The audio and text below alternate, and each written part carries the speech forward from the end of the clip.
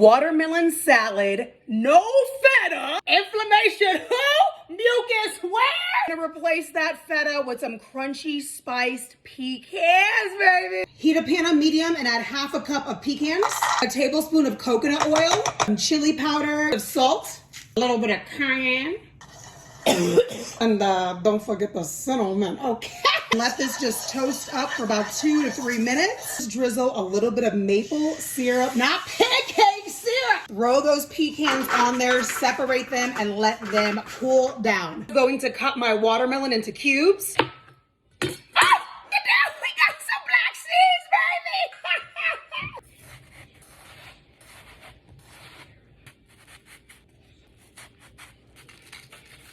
Look at that. Perfect cubes. Going to add a cut up English cucumber, red onion, some arugula.